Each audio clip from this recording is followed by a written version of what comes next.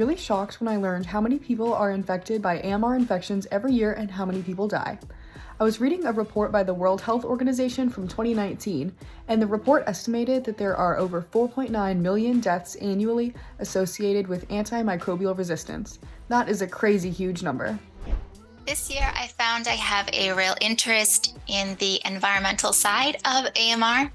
As such, one highlight from this year was during our podcast, Tales of the Resistance, we were able to interview Dr. Jean McLean from the University of Arizona about her research into the differences in the amount of AMR between groundwater and recycled wastewater. The results might not be what you expect, so don't miss out on listening to our podcast here up here in the corner. I was really worried after learning about the lack of medication and treatments for AMR infections.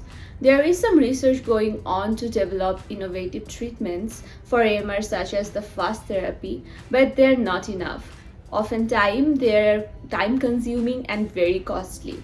Even the available treatments are very expensive for people in less developed countries, which limits their real accessibility. This can be frustrating if you're experiencing AMR and feels as though you are running out of the time.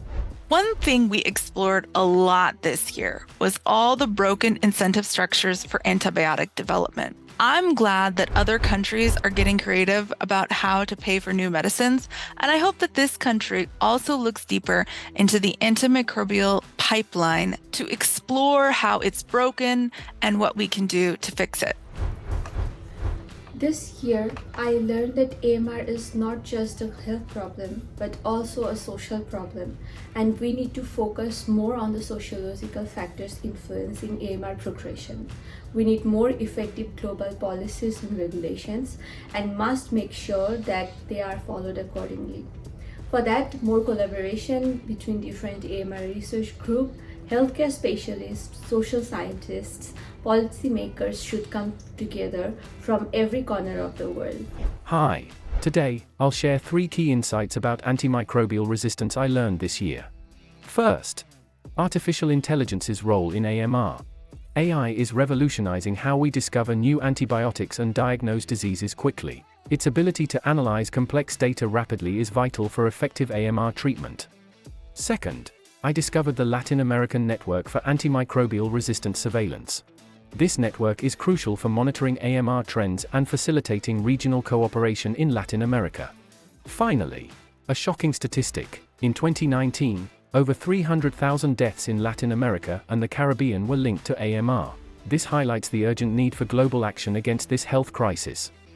This year, we collaborated with international organizations and got to see how AMR is impacting other countries and what they are doing that is different from the US in order to address the problem. One highlight of this work was our collaboration with Consummate Health and Sanitation of Liberia. They did some really amazing work in their community this World Antimicrobial Awareness Week, and it was just really inspiring to see the passion and resourcefulness of their team. I feel like I've come full circle in my journey, diving deeper into the complexity of AMR this year. For a while there, I got really overwhelmed at the hugeness of this global health threat, how much there was yet to do. But I ended the year on a note of optimism and hope for the future. I don't think we should underestimate human innovation, especially when we are face to face with a threat. Microbes may be the ultimate survivors on Earth, but we humans, we can be a formidable opponent when our potential is put to the test.